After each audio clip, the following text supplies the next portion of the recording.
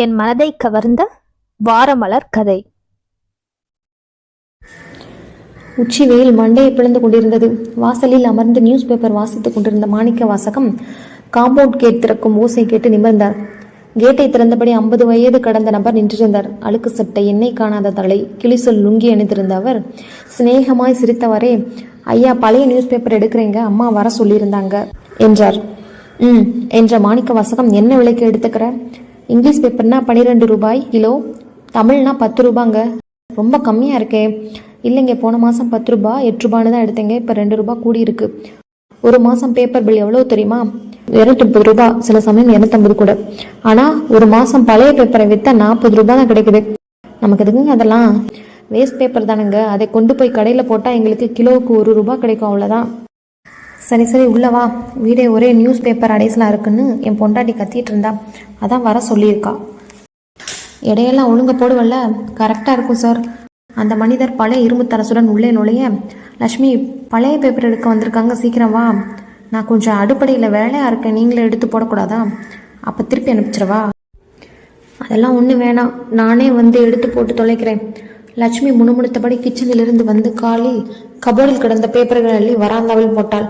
சிதற கிடந்த பேப்பர்களை அடுக்க ஆரம்பித்தார் அந்த பெரியவர். அப்படியே ஒரு கயிறு போட்டு கட்டி வச்சிருந்தா எடை போட சுலபமா இருந்திருக்கியா? ஏன் நீ கயிறு கொண்டு வர மாட்டியா? இருக்கியா, வண்டியில இருக்கு, போய் கொண்டு வரணும். போய் கொண்டு வா. அந்த பெரியவர் எழுந்தார். ரொம்ப தாகமா இருக்கியா? குடிக்க கொஞ்சம் தண்ணி கிடைக்குமா? கேட்டு ஓரமா ஒரு பைப் இருக்கு பாரு, அதில் பிடிச்சு குடிச்சிட்டு போய் கயிறு கொண்டு வா. பெரியவர் எழுந்து போய் அந்த குழாயை திருகினார். வெயிலில் சுடுதண்ணீராய் கையில் விழுந்த நீரை கொஞ்சம் கீழே விட்டுவிட்டு முகம் கழுவி பின்னர் 2 கைப்பிடித்து அருந்தினார்.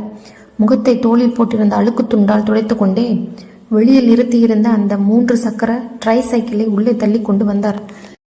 கயிறை எடுத்து வான்னு சொன்னா வண்டியை கொண்டு வந்துட்டியா? மாணிக்கவாசம் கேட்க, பேப்பர் நிறைய இருக்குதியா, அதான் எடை போட்டதும் வண்டியில் எடுத்துட்டு போக சௌரியமாக இருக்கும்னு கொண்டு வந்தேன். சரி பெரியவே, உங்க பேர் என்ன? முத்து. எத்தனை வருஷமா அந்த தொழில் பண்ணுறீங்க? அது ஆயிப்போச்சுங்க, 30 வருஷம். ஒரு நாளைக்கு எவ்வளோ கிடைக்கும்? அது வியாபாரத்தை பொறுத்ததுங்க. வீடுகளில் வேண்டாம்னு எவ்வளவோ தூக்கி போடுறீங்க, அவ்வளவும் எங்களுக்கு சோறு போடுற தெய்வங்கள். பேசிக்கொண்டே இருந்தாலும் பெரியவர் முத்து பேப்பர்களை 2-3 அடுக்குகளாக அடுக்கி கட்டினார். அப்புறம் எடை போட ஆரம்பித்தார். 2 கிலோ எடைகள் ஒன்றும் 1 கிலோ எடைகள் ஒன்றையும் சேர்த்து தராசில் வைத்து மறுபக்கம் பேப்பர்களை வைத்தார். தூக்க முடியாமல் தராசை தூக்கி நிறுத்த முள் பேப்பர் இருந்த பக்கம் தாழ்ந்தது. கொஞ்சம் பேப்பர்களை எடுத்துவிட்டு மீண்டும் நிறுத்தார். அதற்குள் வார இதழ்கள், சில நாவல் புத்தகங்களையும் என் மகன் படித்து முடித்த கல்லூரி புத்தகங்களையும் கொண்டு வந்து போட்டாள் லட்சுமி. பேப்பர் வரைக்கு 5 எடை இருக்கியா? 5, 3, 15 கிலோ. புக்கெல்லாம் 8 கிலோ இருக்கு, மொத்தம் 23 கிலோ. பேப்பருக்கு 150 ரூபாய், புக்குக்கு கிலோ 12 ரூபாய், அப்போ 96 ரூபாய், மொத்தம் 246 ரூபாய் என்றவர், ஐயா, ஏதாவது தக்காளி வெங்காயம் வேணுங்களா? உன்னை அழுகுன தக்காளி யாருக்கு வேணும்? பணத்தை கொடுத்துட்டு பேப்பரை எடுத்துட்டு கிளம்பு. ஐயா, 50 ரூபாய் கம்மியாக இருக்குது, அதுக்கு ஏதாவது வெங்காய தக்காளி வாங்கிக்கோங்க. அதான பார்த்தேன், இப்படி எதையாவது சொல்லி அழுகுன தக்காளியை தலையில் கட்ட பார்க்குறியா? இல்லை சார், இன்னைக்கு காலையில் மார்க்கெட்டில் எடுத்த புது தக்காளி, நீங்களே பொறுக்கி எடுத்துக்கோங்க. 2.5 கிலோ 50 ரூபாய். மார்க்கெட்டில் தக்காளி 5 ரூபாய் தானே? அது நேற்று ரேட்டுங்கய்யா, இன்னைக்கு கிலோ 20 ரூபாய். உங்களுக்கு வேணும்னா 3 கிலோ போடுறேன். யாருக்கு வேணும் பிச்சை ரூபா? இருந்தால் கொடுத்துட்டு பேப்பரை எடுத்துகிட்டு போ, இல்லைன்னா கிளம்பு.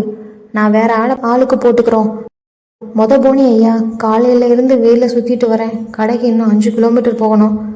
அதுக்கு 200 ரூபாய் இப்போ வாங்கிக்கோங்க, மிச்சம் 50 ரூபாய் நாளைக்கு வரும்போது கொடுத்துட்றேன். முழுசாக 50 ரூபாயை ஆட்டையை போட பார்க்குறியா? அப்படிலாம் பண்ண மாட்டேயா. இந்த ஏரியாவிலேயே 30 வருஷமா வியாபாரம் பண்ணிக்கிட்டு இருக்கேன். உங்கள் துட்டு எனக்கு வேண்டாயா. ஏமாத்தி துண்ணா உடம்புல ஒட்டாதையா. நாளைக்கு கண்டிப்பாக வந்து கொடுத்துட்றேன்யா. அப்போ ஒன்று பண்ணு, 200 ரூபாய்க்கு எவ்வளோ பேப்பரோ அதை மட்டும் எடுத்துகிட்டு போ. நாளைக்கு வரும்போது மீதி பணம் கொடுத்துட்டு மிச்சத்தை எடுத்துகிட்டு போ, கராராக சொன்னார் மாணிக்கவாசகம். இனி பேசி பிரயோஜனம் இல்லை என்று அவர் சொன்னபடி 200 ரூபாயை கொடுத்துவிட்டு பேப்பர் 15 கிலோவையும் 4 கிலோ எடை புத்தகத்தையும் எடுத்துக்கொண்டு கிளம்பினார் முத்து. பாவங்க அந்த ஆளு, இப்படி பச்சாதாபமே இல்லாமல் விரட்டுறீங்க. அந்த 50 ரூபாவை அவன் ஏமாற்ற மாட்டான். அப்படியே ஏமாத்தினாலும் நம்ம குறைஞ்சா போவோம்.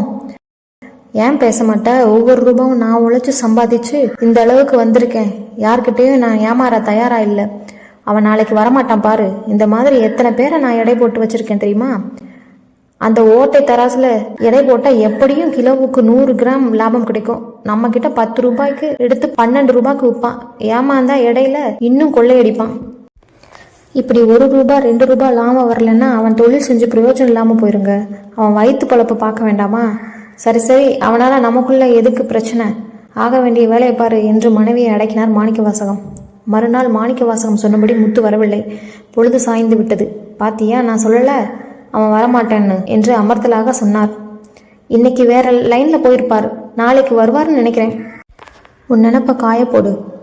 நமக்கு 4 கிலோ பேப்பர் மிச்சமாச்சு, இல்லைன்னா 50 ரூபாய் நஷ்டமாயிருக்கும். லட்சுமி தலையில் அடித்து கொண்டு உள்ளே சென்றாள். மறுநாள் அதிகாலை வேளையிலே கேட் கதவு திறக்கவும் செடிகளுக்கு நீர் விட்டு கொண்டிருந்த மாணிக்கவாசகம் அப்படியே போட்டுவிட்டு கவனித்தார். முத்து உள்ளே நுழையவும் தன் கணிப்பு பொய்யாகிவிட்டதே என்று வருத்தமுடன், என்னையா 50 ரூபாய் கொண்டு வந்துட்டியா? இல்லைங்கய்யா, நான் வந்தது.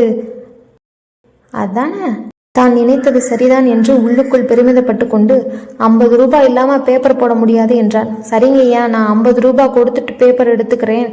ஆனால் என்னையா ஆனால்? முந்தா நாள் நீங்கள் போட்ட புக்ஸ்களை எடுத்துட்டு போனேன்.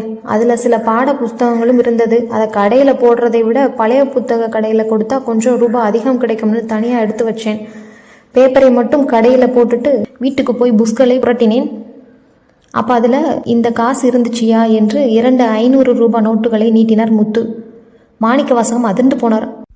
50 ரூபாயை நம்பாத நான் எங்கே?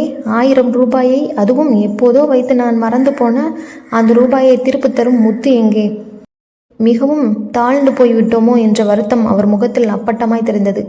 மனம் தெளிவடைந்தவராய், பெரியவரே, புத்தகத்தை எடைக்கு போட்டதுக்கப்புறம் அது உங்களுக்கு தான் சொந்தம். அதில் பணம் இருந்தாலும் அது உங்களுக்கு தான் சொந்தம். நீங்களே வச்சுக்கோங்க. நீங்கள் பெரிய மனசோடு இந்த புத்தகத்தை கொடுத்தாலும் உழைக்காமல் இவ்வளவு பணம் கிடைச்சா அப்புறம் அது என் மனசை மாற்றிடும். இதே மாதிரி தினமும் கிடைக்காதான்னு ஏங்க வைக்கும். அப்புறம் என் நேர்மையை கொண்டுடும். வேணாங்க ஐயா, இதை நீங்களே வச்சுக்கோங்க என்று மாணிக்கவாசகம் கையில் ரூபாயை திணித்து விட்டு கிளம்பினார் முத்து. பெரியவரே, ஒரு நிமிஷம், நேற்று எடை போட்ட வச்சிருந்த புத்தகத்தையாவது எடுத்துகிட்டு போங்க. 50 ரூபாய் கிடைச்சதும் கண்டிப்பாக வரேன் சொல்லிவிட்டு அவர் நடக்க அப்படியே உறைந்து போய் நின்றார் மாணிக்கவாசகம்.